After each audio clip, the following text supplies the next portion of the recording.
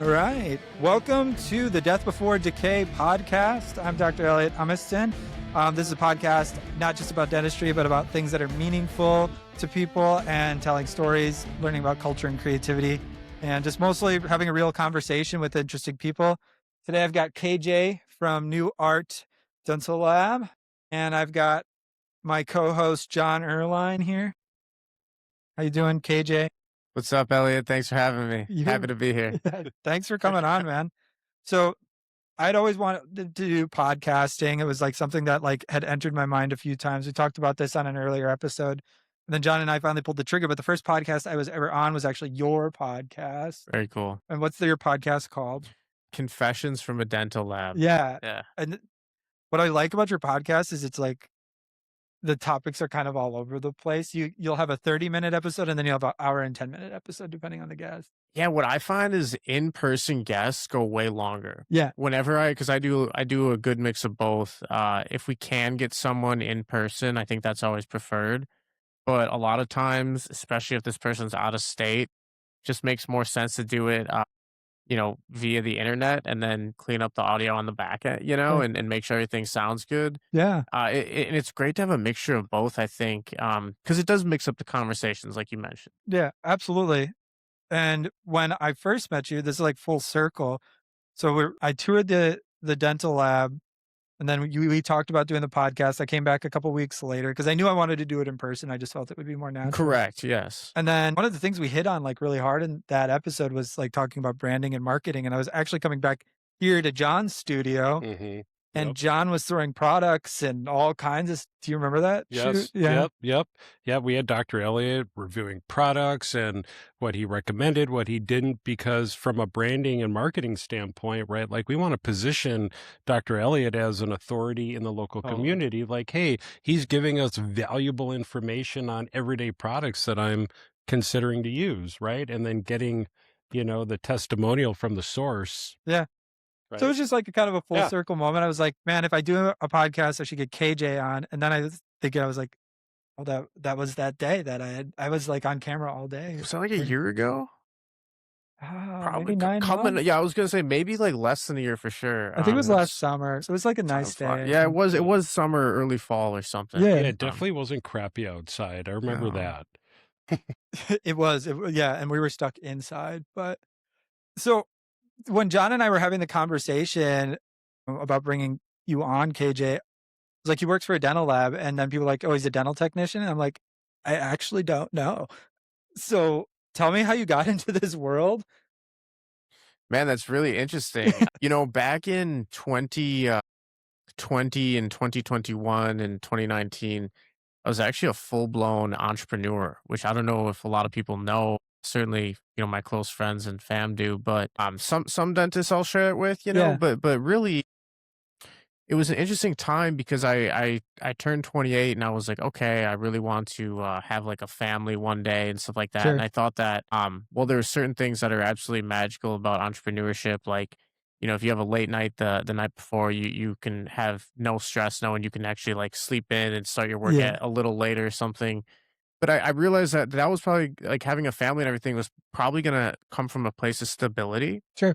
So I started applying to some jobs, had a couple offers, and I ended up choosing NuArt because I really had a connection with the owner. And it was also I saw the lab. It was really inspiring. I've always liked and been intrigued by the manufacturing process. I've worked, doing branding, doing marketing, doing sales for like some factories and other manufacturing environments in the past. However, this was like unique because it was like one of one products. Yeah. And I also didn't even know this existed before I got into it. But man, I ended up choosing NuArt. It seemed like a pretty good role, seemed like a pretty good relationship. I could do both like, handling customers and clients like the dentists, like you, at the same time work on the branding and help the lab grow. So it's kind of like, I like the variety in it. And it was like very dinosaur stone age in terms of marketing when I first came in about 4.5 years ago. And I was able to bring in, just some like modern touch, modern feel, very similar to what you do essentially, but in a different market, even though they overlap. Yeah. And that's kind of the origin story is, I was able to, funny enough, provide like podcast services, Yeah. media services to some really cool clients. So when I got to like start the Confessions from a Dental Lab pod, it was all just like systems were ready, just kind of dialed it in. And then Frank said, "Hey," Frank is the owner of NuArt.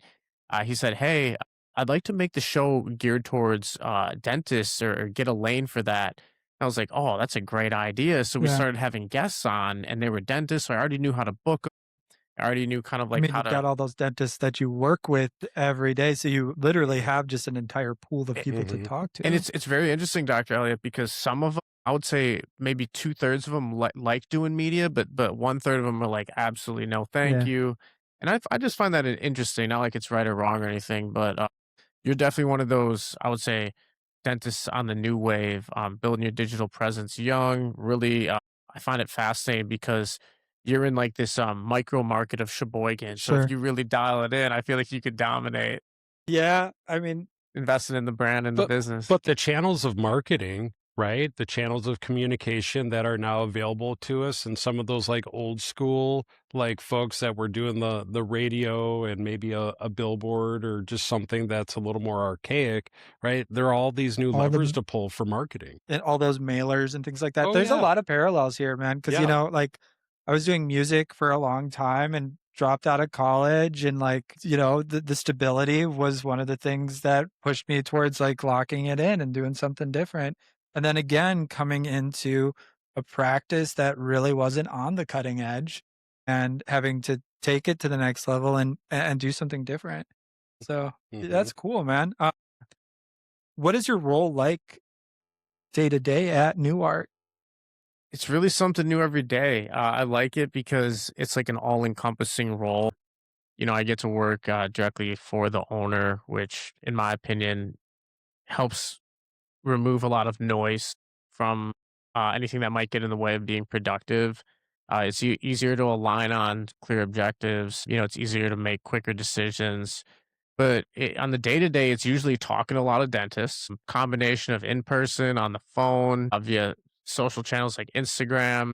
Yeah, I much only communicate with you through Yeah. social Well, media. and it's interesting because it does get to be a lot to manage if it Even like gets. lab updates, I'll just be like, "Hey, man, can you check on If that?" anything gets if anything is super important, I'm very much like that, that, like, alternate source that a dentist can reach out to, like, Right. go and talk to the case manager, talk to, Sure. like, the or, like, get an update or something. But then it'll also be, like, putting together media, whether it's posts, written content that will maybe email to our, lists and stuff like that, podcasts, having conversations, strategizing, hopping on some other calls. And yeah, it's a good combination. It's not like just sitting there doing the same thing all That's day, every day, awesome. which I think is good. Yeah, definitely. Do you feel like you're wearing a lot of hats?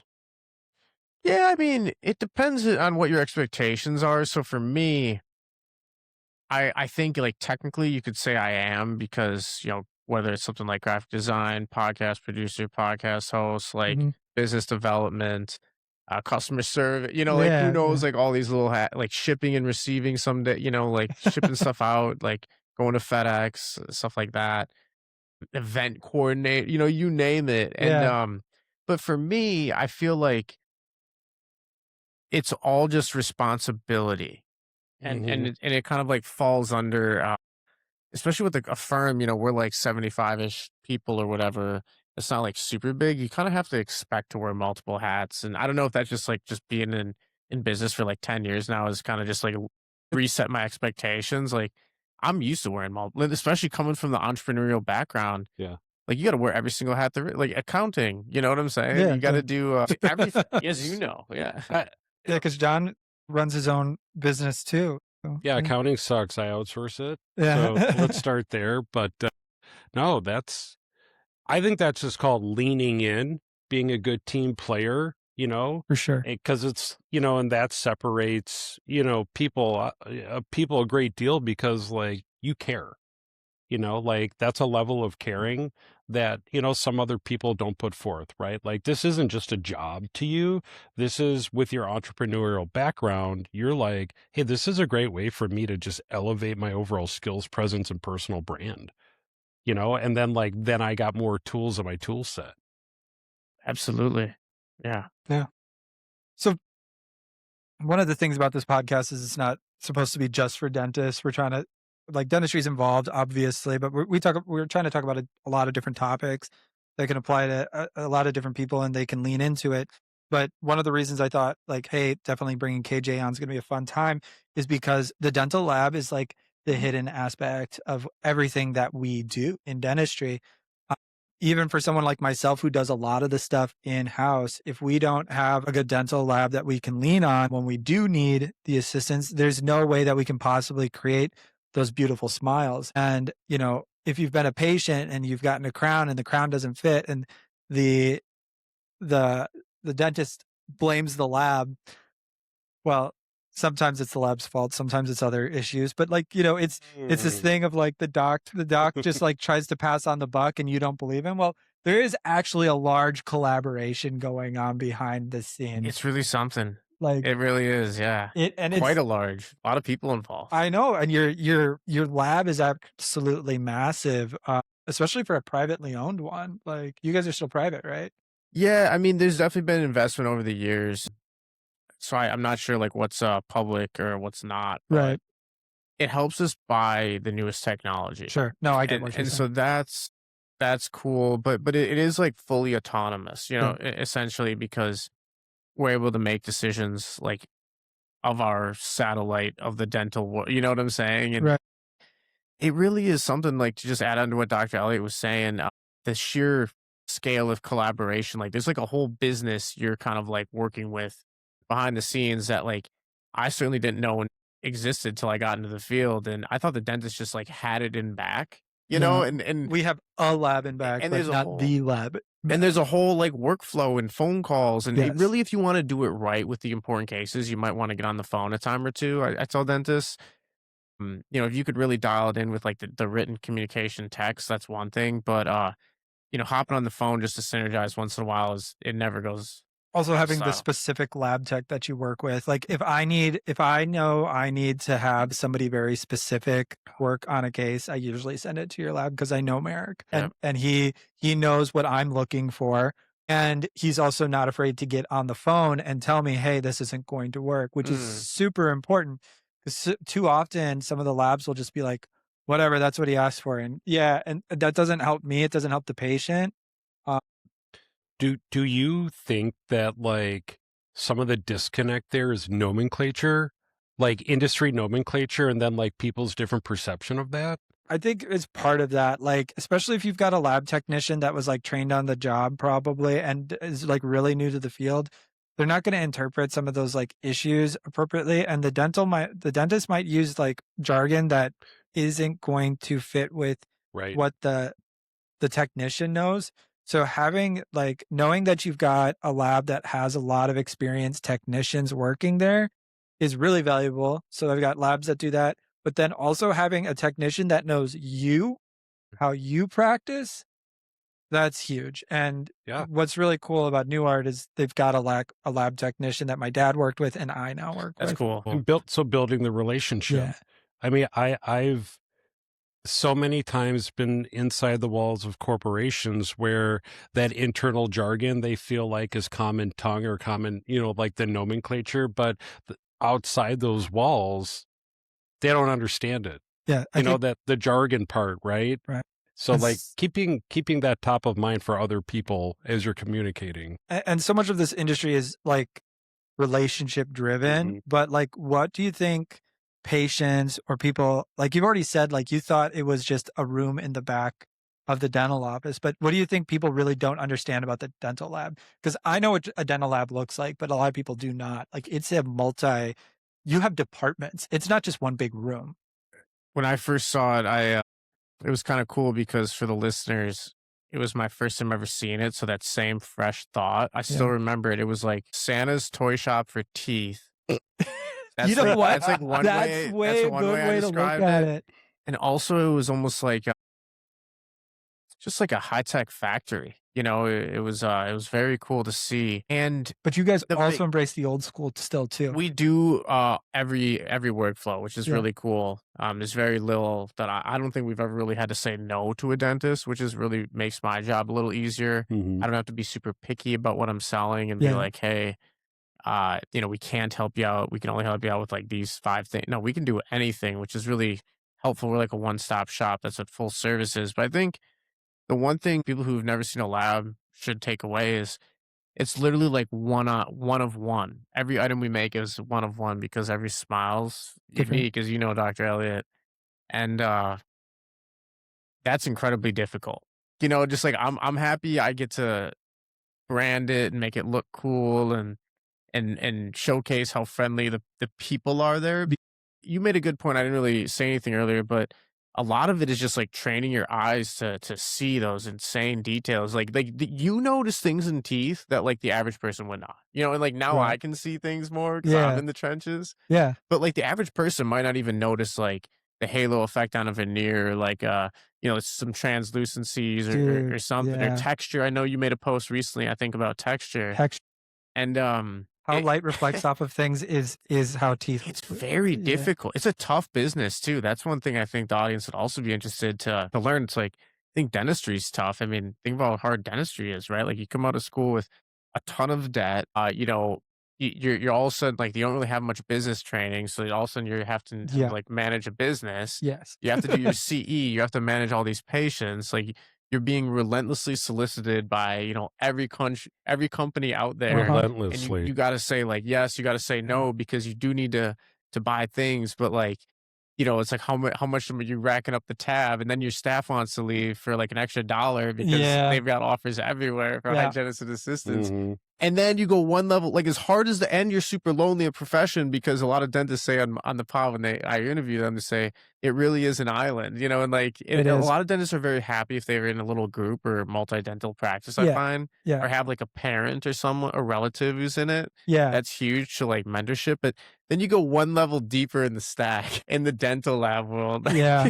It is hysterical how challenging. It's almost like this must be what like working on like rockets is like. Like you get it right, like not every single time, but like it's such a huge deal when you just like land it perfectly, right? Especially on your And, first case, because that'll make or break the relationship. If I like when I was first getting out and I'm like trying to figure out which lab I wanted to do, whichever one got the case the best the first time was the one I worked with going forward. And as soon that's as they deceiving too. Yeah, and as soon as it started not going well, I was out too.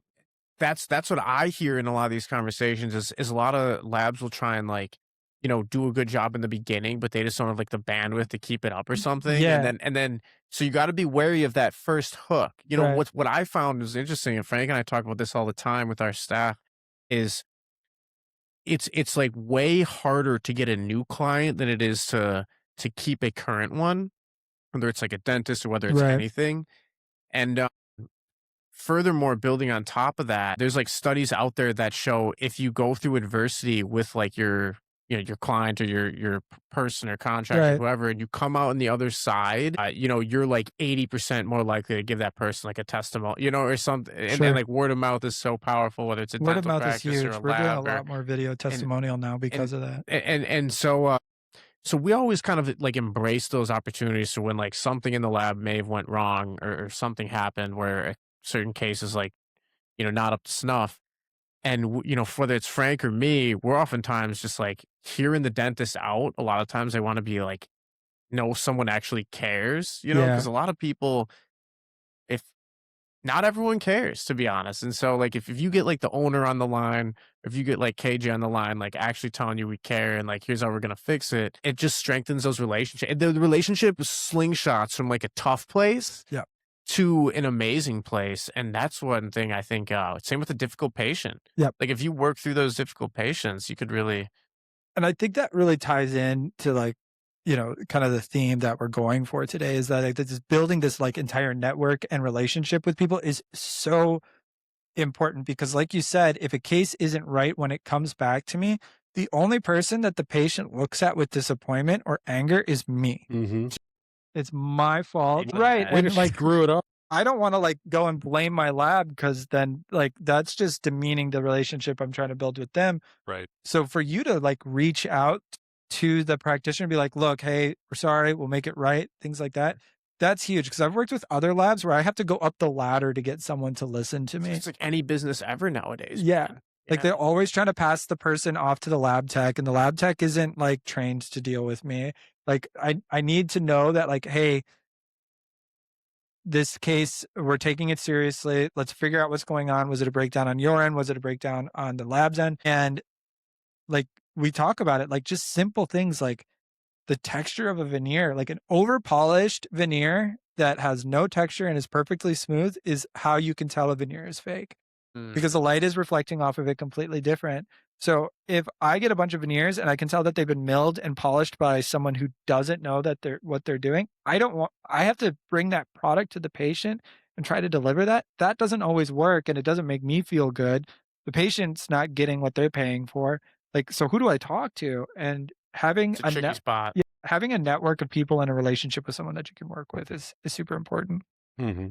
Also multiple mediums. If you like, we were talking earlier about how we might, text like an address or like an ETA or something on Instagram or like a check-in or something. But like in these difficult combos, like you're having them in person most of the time, Dr. Elliot. Yes. I'm either having them sometimes in person if someone comes to the lab, but a lot of time I like to get it done on the phone because it's just so much easier than like typing back and forth. And Yeah. I think that's another takeaway. So one of the reasons we thought this podcast would be fun and John and I like jumped into branding and marketing really heavily was because the industry is changing. It is modernizing very quickly. I mean, there's dental influencers. That's Crazy. yeah. Cause like my dad always said dentists were the most boring people on the planet, but like They're really coming out of their shell. yeah. Bro, Yeah. dental Instagram is next level. Dude, so it's crazy. It's all over the place. It's everywhere. Dentists love to flex. Yeah, well, not all of them, but Dude, high five. Dude, high five on that. Come on. They love the flex. I like that. You're like in the middle. Yeah. You're like the subtle flex. The subtle flex.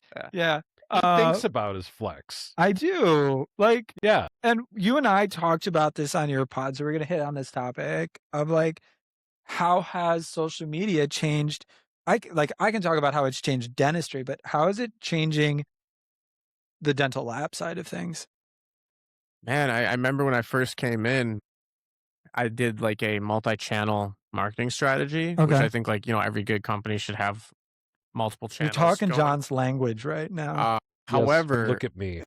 I was kind of like nudged early on to go like heavy into Instagram. Yeah. By like, and so I was like, interesting. I didn't necessarily I wasn't like super enthusiastic about like diving headfirst, deep. You know what I'm saying? Like, we all know Instagram has got some connotations about it, but the dentists are living on there. So we did, and we get quite a few, relationships and business. And it's interesting. They come in all shapes and sizes.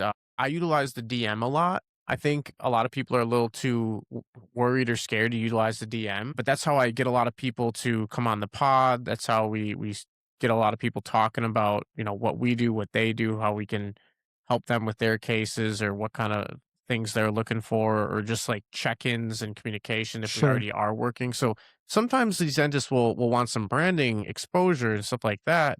So they'll come on the pod, free of charge, stuff like that. And then we'll get to talking, and then they might, hit us up 6 months later for a case or several cases. And then sometimes, we might already work with them. Sometimes we might not work with them, but have some mutual friends or followers or something like that. Or maybe I'll meet them at a conference or something. And the relationships, just like life, develop at different paces, I think. And it's just another medium of communication. Like it's weird to imagine the dental lab world without having Instagram be like central to the business, Yeah. We talking about, I don't know if this is on or off air, but there are some ghost labs out there, right? That have no advertising, no website. Like they're out there, they're doing stuff, but like especially with the dental field being so visual. It's not like this is like music and it's like a Spotify or like Right. a podcast on Apple Podcasts, but the like smiles are very visual. So I guess that does make sense in terms of how That's the brands live on Instagrams, like textures, like all That's these. the big thing. I think Yes. the reason Instagram seems to be like the most popular, and TikTok is in there a little bit. When it comes down to it, we're using our eyes to do pretty much everything. And so most of us are visual learners, and we want to like look at things like we want to see the work that lab is doing. We want to know that each case is being taken care of. Like when I see my cases pop up on other dental labs' Instagrams, I get so stoked. I'm like, Yeah. that's mine. That's Yeah. mine, right? It's part of your Collab posts. portfolio. Yeah. Yeah. Yeah, it's true. It's like someone else is taking the initiative to help collectively dentists and labs help each other build their collective portfolios. Right. Which is one of the best moves Instagram ever did, I will say, is the collab post. Yes. Like that was a Yes, that that was is a great nice. move. It's really nice. I got a couple questions for you. So when you work with the podcast and you bring on other dentists, what is their branding usually like? It's all over the place. What's common though? Like what do you Majority is they I would say they might run their personal Instagram, but they don't really get too involved with the whole digital side of things because they're too busy running the shit, you I mean, know? with like, is it usual to have a press kit? Because John built the press kit. Oh, that's where I was going. Yeah. That's where I was going. Very rare. All right. Very rare. Like very rarely will I get sent a press kit once in a while. And usually I just ask for a headshot. Yeah. You know, because Now we're really speaking my language. yeah, a headshot, and half the time they don't send it over, so I just pull one.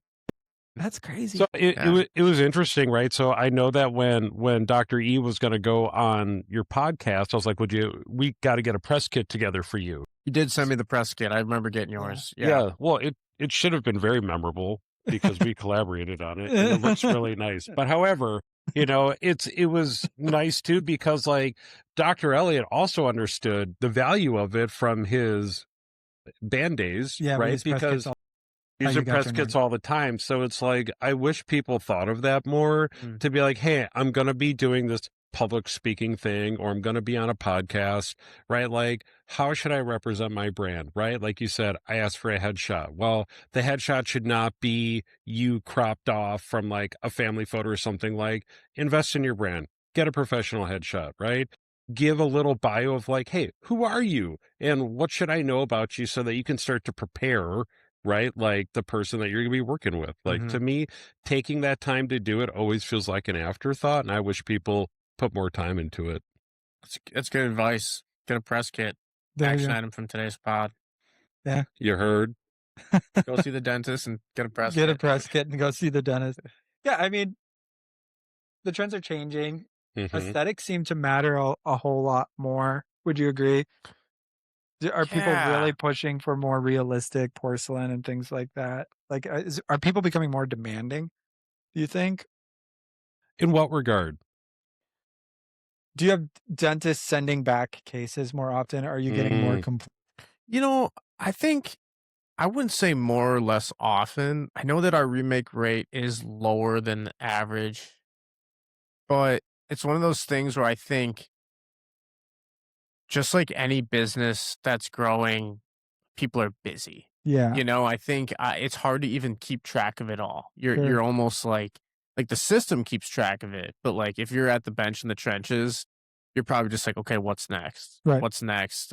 Okay, I took this phone call, keep an eye out for this type of thing. And yeah, that's probably the best answer I have for that. I mean, I think what we're really hitting on is it's just a visual field. It absolutely is. Aesthetics matter.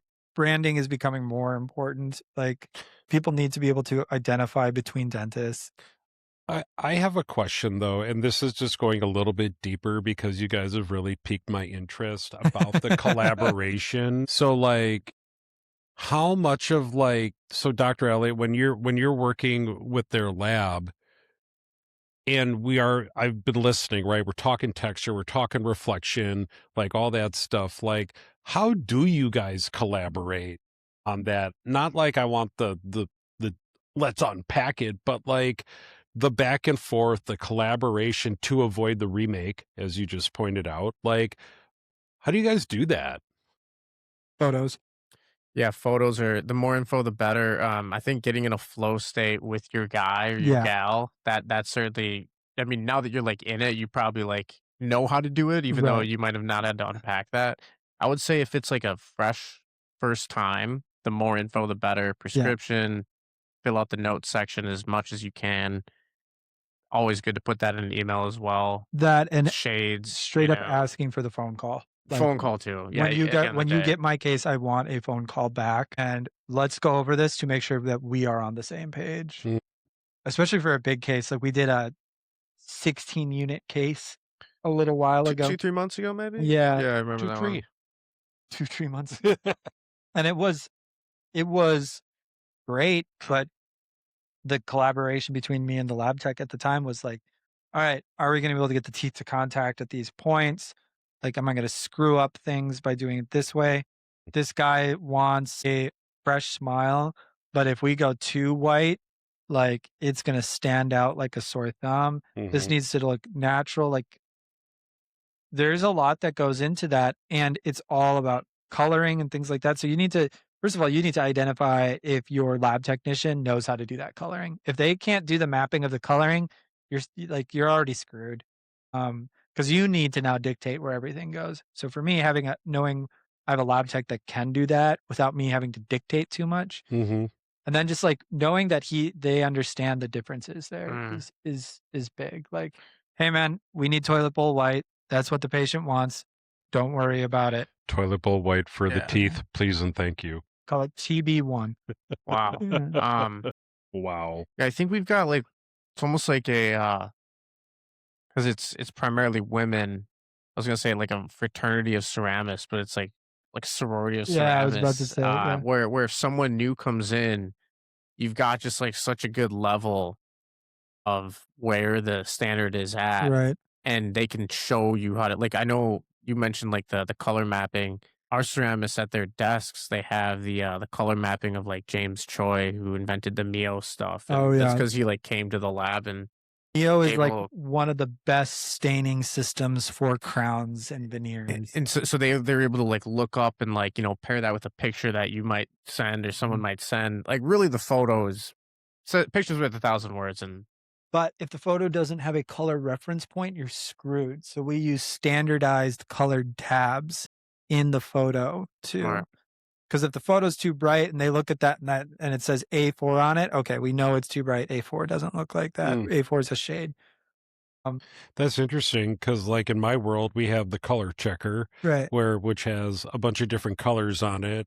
It's really to help white balance, if anything, and typically, like the gray square in there is what you. There are Yeah. some like lab techs out there that are so picky that they'll take the digital photo and calibrate it to the right color. I mean, in my world too, like having a calibrated color, monitor is like it's a standard. Yeah, absolutely.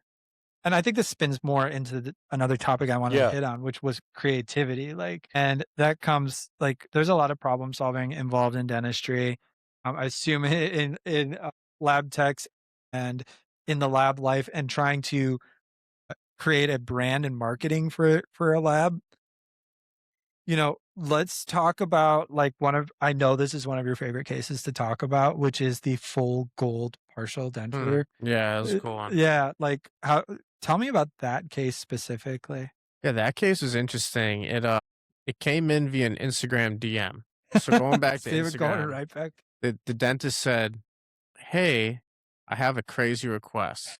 Like, have you ever done an all gold partial for like this, And we're not talking just the understructure, the teeth were gold too.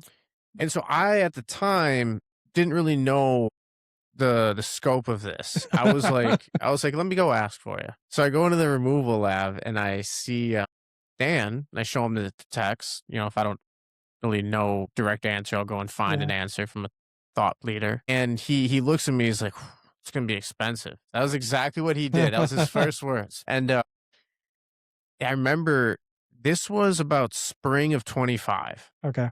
So picture the price of gold back then, it was high. Yeah. And I remember this was a huge case. So then she had to then communicate how much it might be to her patient. It That's a was nerve. into the 5 figures, was it? I can't say Yeah, exactly, but like yeah. that's that's like a expensive conversation to have, right? Uh-huh. So there's a little bit of delicacy to the case, I guess, at this point. She wanted to go through with it. In which case we had to tell her it was going to be more expensive because of the price of gold was skyrocketing. So she was very upset about that. What we did is we alluded to many times. We got on the phone. I talked to her a little bit, and then Dan Ballmer from our removable lab, he talked to her, and she was ready to move forward. The patient, famous musician, he was ready to move forward, and when they got done with it, they got these unbelievable photos where I was like, whoa, so that's what that looks like. Yeah, And then he ended up making a post, the patient on the final end. She said he paid for it in cash. And I don't know what she marked it up to. I'm assuming it was something, right? yeah. And ended up making a post. And that to this day, that is probably like the most crazy case that I've ever been a part of. It's one of those things that would had extra. I don't think people understand the pressure on the line because like you can't really like try it like 3 or 4 or 5 times. You got this hot gold. So I No. know Dan and Dr. Stoiber, our in-house prosthodontists, were both worried about that. They had to like execute it perfectly on the Yeah. first try. And credit to them, man. Because otherwise, yeah, you can't recast all They of the really gold made obviously. a great final product. It was so cool. It was completely different. And I'm sure one day we'll have an even bigger case. Yeah. So maybe it'll be one of your patients like Elliot, or maybe you'll want the full Do full a gold diamond smile. Oh encrusted. gosh, he'll appreciate. Being the son of a jeweler, have a question on the gold. Like, is it 10 karat gold? Because 24 karat's soft. We've got a lot of we've got like a whole. I don't have this like handy because I'm Mm. not one of your case. Like Mark might be able to pull this. I think Yeah. he's actually in Poland right now. Funny enough, but hopefully he enjoys some time abroad. But I know our case managers have like the spot prices of what we offer and stuff like that. It's mixed with other metals. It's also Okay. tricky to give a direct quote. Like when a lot of people Well, are yeah, like, the "How much price does of this gold cost?" changes You're like, every "Well," day. it's like, "Here's the Yeah. craftsmanship, here's the cost of the metal, depending on what you go with." A lot of And labs will just charge penny weight these that, days. yeah, But that's the thing about like a gold crown. Like if you pull it out and sell it for just the gold value on it, you're not getting anything because there's cobalt, there's some of them you said palladium in them. Like there's a lot of other materials in them to give the best like softness, that like teeth. the The best right durability that the you right need. and Yeah. the right price because you can get a full gold crown that appears almost silver because it's got so Yeah, many other metals in it. That's what we would call a base metal or a low precious crown. They but the higher the gold you get, the more burnishability, the more natural it's going to fit, and the more antibacterial it is Well, too. okay. So like gold is like probably the best material to put in your mouth. it's very biocompatible. Hence why they wanted that done. Yeah, yeah. Uh, what do you think makes so like getting a case like that?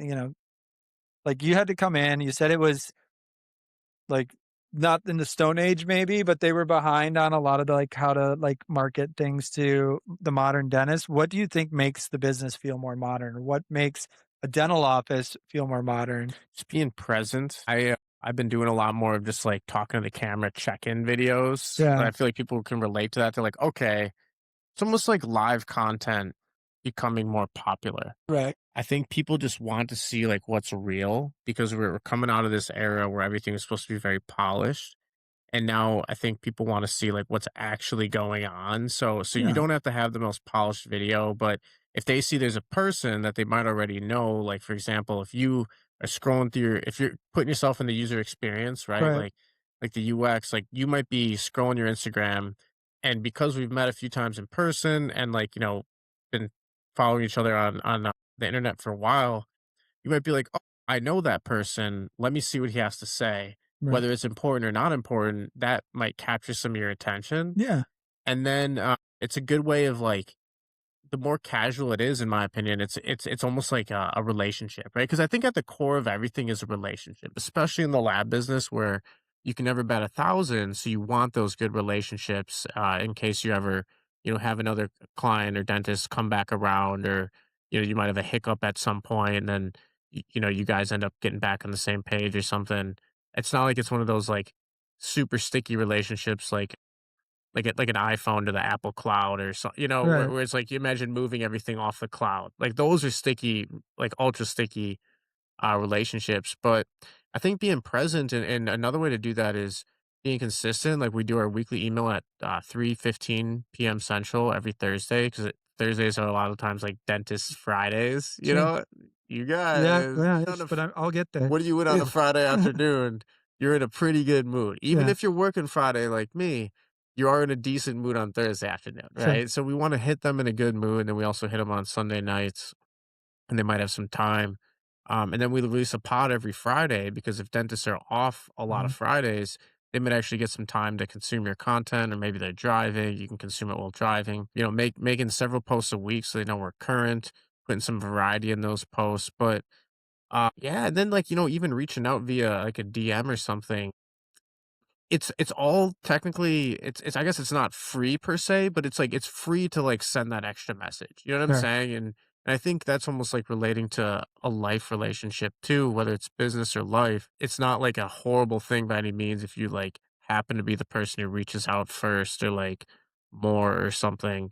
I think it just everyone appreciates that nine 99 times out of 100 maybe. And I think that that's how because like people are consuming so much content on a day to week to week basis that they might even forget about you if you like met them once, and then like for example, I was just on a vacation and some work trips and stuff, and I had a lot of like people I met and like moments I had that now it's like the new reality being back here and like everything that happens on a day to day basis. So if you're everywhere, someone's just gonna keep you top of mind, Sure.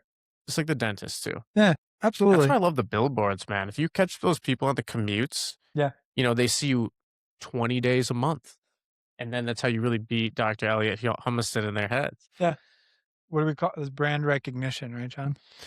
Yeah, brand recognition, PBR, positioning, branding, recognition, whatever you want to call it. Yeah, Sure. when you're D2C or B2C, you could really like do those billboards. Like B2B is a little tougher to make the sell, Well, I was just gonna say, like, arguably. you're marketing to Yeah. dentists and in Yeah. practices, right? Like, Yeah. they're not marketing to The the hope a end dentist is driving user. and not in his Tesla. Right. Yeah. Yeah. Like actually looking up on the Yeah, not doing billboards. self-drive mode. I think we underestimate how creative these industries are because what we're really trying to do is build confidence and appearance because like if I have a case that comes in, I need a smile redesign or I want my smile to look really awesome. There's all sorts of physiological and anatomical limitations to making that happen with different people. And there's also financial limitations to Mhm. making that happen.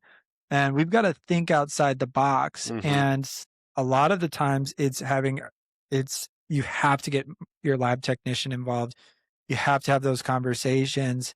And for me, if I'm looking at if I'm looking at, and I'm just gonna be blunt, ugly teeth, I don't want to look at them because they're that ugly. It's like You a know what? human reaction. Yeah. Yeah.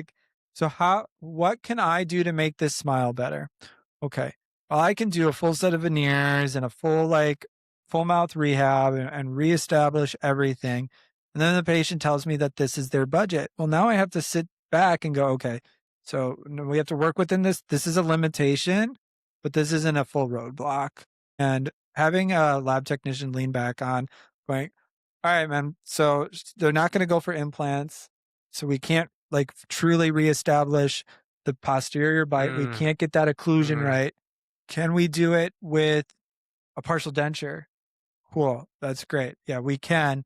Now we have the limitation of the anterior teeth not coming together, and that's where we have to get creative again. Okay, patient's only got this much money. Can we do it in porcelain? Do we have to do it in composites? Like now 3D printing now too? It's like Like a whole Tetris yeah, thing. It's like a puzzle you're putting together every I've single been I've case, been man. wanting to ask, like, what is the creative part of a lot of this process? And now here you're talking about like, so I guess I'm curious, like, I know quite a bit about Dr. Elliot and what they do to be creative there, but it's extending to you, right? Could you talk about I think that? a good place to hit on that would be the smile design, your graphic Oh, guides. okay. Yeah. Yeah. Yeah, I mean these before and after photos I think are huge to show a patient, like give them any hope of investing that much money into Yeah, like, but because like, specifically your smile designers, like what do they do in the lab? Like if I send something to yeah, they quarterback. They're when they're running out there in the huddle, yeah, they're the ones, they're the quarterback. They're calling the plays. They're looking at all the players, saying, "Here's what route you're running this time. right. Here's what I need from you. Here's what I need from you, and we're gonna get a touchdown." So to people who don't know what a smile designer does, there's either wax or there's digital smile designers. So like you guys have Oh, you're both. talking like Connor? You're talking? Yeah, yeah, Okay, yeah, okay, yeah. yeah. Well, the original scan will come in, or the original impression, and it'll be like where we're at and where we're going, right? Right. It's almost like if you ever see like the garden in the spring season or Sure. something, and then you see it in the middle of the end of summer, and it's just like a whole different picture. That's almost like what the smile designers do. Is they make the teeth, they might add some length at a time. If something was chipped, maybe they would fill that out and really just make the smiles beautiful, make them pretty. And They're it's digitally mocking these up for the dentist to see.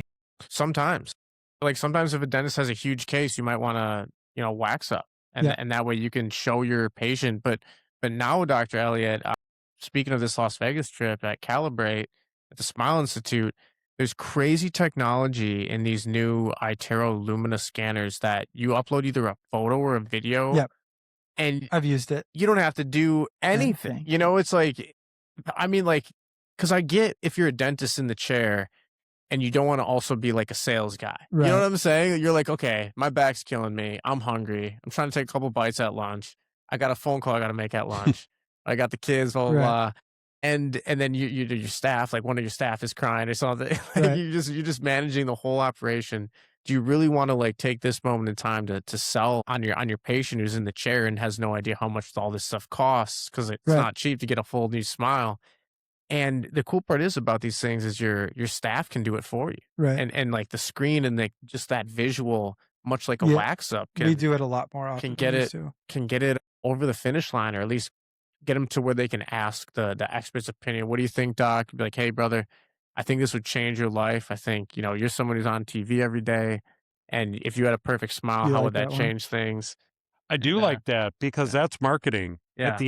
At the end of the day, it's what does life look like with this and what does life look like without this? See, And you're providing the visibility. well, bro, it's interesting not to get into it, but this whole like looks maxing trend. I don't know if this is like Looks good for the- maxing. but I it's like- know about this. What is that? Dude, that's It's maxing taken your over- look. it's taking over the internet. And Tell so me more. so it's like I'm not even super deep on this, but it's been so big on the internet where people have brought the term to everything. So like Mhm. coffee maxing, Yeah. like Oh pod my. Your maxing, liquid death. I But and not your maxing. dental maxing when you go into the dental office on Fridays. But like it all stems from this looks maxing trend. And what's making me think of when I first joined NuArt in 2022, people were still blowing racky on veneers, and like doing those cosmetic cases. Then you see like socks like Align Technology at all-time highs. right. And now here we are several years later, people stopped having all this money everywhere, and they only do what they need to get done at the dental office, or maybe what their insurance covers or Right. slightly above that.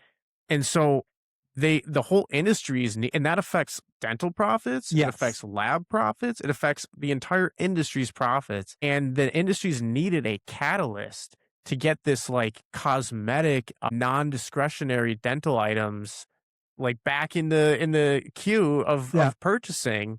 And I wonder, because like back in the 2020, 2021 was like, it was a lot of like, whether the end of a great bull market or like stimulus checks or whatever it might have been, people had some extra cash. There was a bit of a boom. Now everyone's a little more strapped. And so they don't have maybe the extra 10 or 20 G's necessary to change their smile, change their life or whatever it might cost. But they need a catalyst, and I'm wondering if this looks maxing trend, It bro, could, because could like catalyst the industry back towards veneers and I stuff. think there's a lot of emphasis on, we'll just say, maintenance for yourself, Yeah. right? Because like it's easier, right? Yeah. Well, could you talk about that? Like it's easier now. It's for sure. And when it comes down to it, people don't like.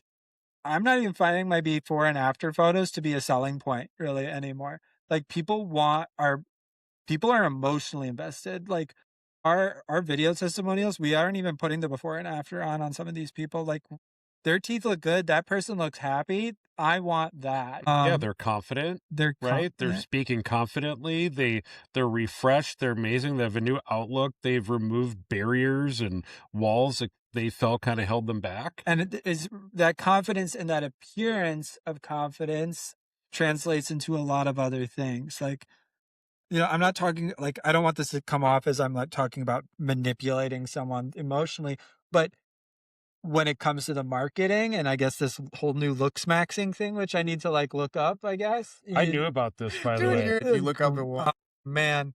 I have the young I'll people ask my freak wife. out. She's on TikTok a lot more than I I am. was told the other, so like I do have young people in my life that I'm constantly like, dude, help me with the lingo. Uh-huh. So the other day, my guy Colin was like, you got to say like overstimmy versus overstimulated. And I was Oh, like, God. I usually what? just say the overstimulated. I'm gonna Yeah. do I such a do. thing. You know what? When I first heard of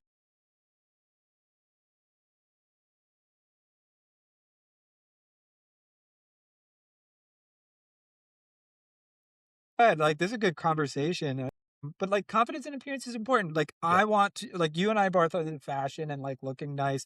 We like, dude, I wear my outfit for about 60 minutes a day.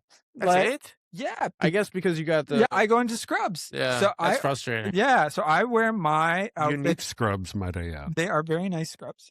Yeah.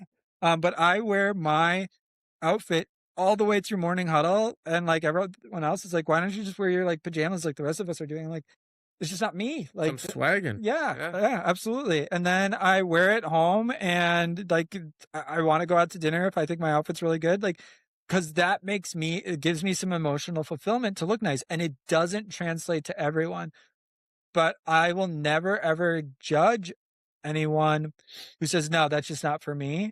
But there's an emotional engagement, is what I'm trying to say. Like, if confidence comes from that, and if people feel that emotional motivation, that's when they start looking into the technical side of things. Okay, this guy, you know, I saw his testimonial. I've seen some of his before and afters. Now I want to go into the office and I want to find out if it can be done. And my mistake early on was getting too much into the detail of how I get that done. And I think I got overwhelmed people. Speaking of, you got to meet them at their language. Right. Yeah. And then Align came out with their new thing of the Smile Architect system, where I can show a video or a picture of that person looking happy and confident. Right. And there's expectations and then there's reality. Like, one of the things you and I have always talked about is every single like smile reveal that a dentist shows on Instagram, where the person like brings the mirror up and is like, oh my God, like I look so good. It's almost always fake because they are numb.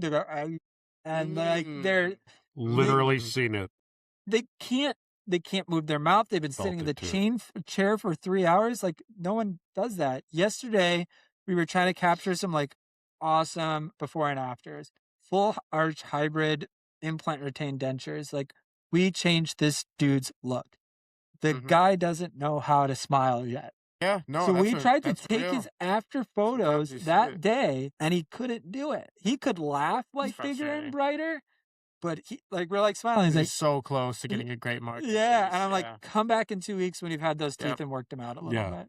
Yeah. Like, but what gets people to do what you want to do is is binding an emotional side to things. Like, I mean, you guys do a lot of different things. You realize quickly how confidence and appearance are connected, whether people will admit it or not. Like, yeah, man, I think a lot of people want to find that like love, and so they think, how can I become more like attractive? sure, And they whether they admit it or not, they think about it when they go get these veneers yeah, or Invisalign, and then or now crowns, that or it's all of going it. mainstream, this whole looks maxing thing is basically bringing that mainstream. It's like before people didn't want to admit it, that they just wanted to like look better, like Yeah. it was something that you might not have like, oh yeah, I'm doing this to look better. It's like, okay, you might think that person might be shallow or something, even though secretly a lot of people would be interested in the same thing. And now that this thing's going, man, it might be the catalyst the industry's been looking for. Catalyst is the right word. But the problem is the kids. As we know, this is a young kid's trend. As Dr. Elliot was not familiar with this before the show. No, too close to 40. How many kids have that kind of racky or dough, for whatever your preferred word is, to spend on, 8 veneers or 4 veneers? It's like, man, even if I don't think I had that kind of racky back then. And it's like, even if you did, you're probably going to blow it on like a car or a vacation. Dude, 3D printing is going to change all of that. I've done a couple of 3D printed veneer cases. We can do them much cheaper. We can do them with minimal preps, and they're not the most realistic. They're not porcelain. But maybe a kid would be okay with it. They'd be okay with it in your 20s, and in your 30s, you switch to porcelain. As an adult, you want something maybe a little more real. Like, that way people can't tell. See, we always say the goal is to have it where no one even notices. No one can even tell it because your smile is so realistic. Right. But that might not be what you're looking for when you're 20. You're a kid. Yeah. You just want that Hollywood. Yeah. So to me, I'm like, these 3D printed veneers changed that. You ever thought about becoming like the areas like dentists for like TikTok influencers? Because I feel like, man, like Sheboygan's so niche, bro. Because you're too north of Milwaukee for Milwaukee to really capture this market. Yeah. Like, let's say you're like the entire region. You could be that guy, and I don't know. I feel like all these TikTokers are thinking about LooksMax. That's so funny. Sorry, but like, I mean, we're trying to do that. Sure, right? We're making attempts to do that, but the LooksMaxing thing, I think, is a category that, like, when we think about social media and like, okay, if LooksMaxing is a thing, I would start thinking about that as, hey, we're gonna try to have conversations with the 25 and under, right? Because they're LooksMaxing, they're Starbucks maxing, they're Liquid Death maxing, they're skateboard maxing, right? Like, there's the new Adidas shoes maxing. I don't know what they're called, but everyone's wearing them. Exactly. Maxing. It's so fun to talk about, bro. That's why it's blowing up. So I was trained by this whole maxing thing by like, with light maxing. Okay, here's the deal. I want to max people's confidence. I want confidence maxing. Same. That's what I want. I want confidence maxing. So like in all of our worlds here, and I think what's billboard. Yeah, dude, confidence. I've said, could we do like a drive down that way, and you'll see my billboard where it talks about confidence. But if we back towards Milwaukee, I'm super hyped. Yeah. But if we have a campaign that was like acronyms, right? Like that spoke to a generation that like, that like they got. I'll tell you who this guy is. I'm the one that thinks outside the box. That's who I am. No, if your next round on the billboards was like teeth maxing, or like dude, like no, you had 3 of them, right? Like you had smile maxing, confidence maxing, and then like you could cheat. The third one you could figure out like floss maxing, because like the kids love flossing, bro. Oh my god, dude, that's no doubt. Everyone to just joke about it, and then you go viral. And we could keep this going forever and ever. But yeah, I get what you're saying. Like, no other dentist can compare. Oh my gosh. Oh, dude, what we were talking about. Yeah, I mean, it's Sheboygan maxing. Yeah. Actually, bratwurst maxing out here. So you're at like the town festival and you're Sheboygan maxing, and next thing you know, they just giving this guy the key to the city. Sheboygan is beer maxing. Oh my gosh. Constantly. But okay, we're running out of time. But yeah, I think what we've been talking about the creativity, about the things that go on behind the process, it just all like ties together and like really illustrates that like dentistry is this like really widespread net of stuff going on, of relationships, of like having a group that you can work with, and it's evolving. Like doing a like minimally invasive like cosmetic rehab on like a young kid used to be extremely difficult. It had to be done through composites and things like that. Now we can do these 3D printed minimal prep veneers, make somebody's teeth look really good by utilizing the labs to get the smile design done, bringing confidence to that kid. Because when we're younger, our teeth are whiter, they're brighter, they don't look the same as you do when you're 30. So when you hit your 30s, you switch to porcelain or things like that. And again, that relationship needs to be really solid. But dude, I had a great time with this. Like we had to just ditch the outline at the end there because the whole maxing thing That's just how it gave me always happens. it does, Yeah. and I really the maxing things was the right pivot. was the right pivot. What else was on there? Oh man, Just a bunch of great stuff. Yeah. Don't worry about it. We'll save it for next time. No, Dad. I basically It's what all I good. do is I think you and I have talked about this maybe, but I make like a bullet point list Yeah. for my pods. that's pretty much what we do. Only if you need it. You know Yeah, what I'm saying? Because like Yeah. usually the pod ends up going in a direction. yeah. that it- I have like topics 1 through 5, and 5 is the one I don't care if we cut or not. Like, and that's kind Yeah, of we what didn't it's get there. We didn't even get to it. We Cool. barely made it through 4. Yeah, well, I mean, we'll do it again. We were sometime, podcast and, maxing. We were pod maxing. We Yeah. were joke maxing. All right, man. Why don't you hit us up with your social medias? Cool. You can follow Life at NuArt Dental. And you, not Instagram. NuArt Dental. Yeah. And then NuArtDental.com is the website. And yeah, check out the pod, Confessions from a Dental Lab, right after you're done listening to this one. Yeah, specifically listen to my episodes. Push up those plays. Yeah, please. yeah. Make sure to subscribe and leave that 5-star. And if you need any help with your smile, give us a call, NuArt Dental Lab, and we'll help you out. We'll help you look smacked. All right. Oh man. my Dr. God. Elliot. All right, thank you. It's maxing. I like Thanks, John. Thanks, KJ. This has been the Death Before Decay podcast. Yeah, if you haven't followed us, please do and subscribe. Thanks. that. And cut. Dude, that Nice. was fun. Yeah, that was fun at the That's end, bro. Yeah. Just at the end. Well, no, it was just because I feel like that it kind of tied everything together. Definitely. Like we're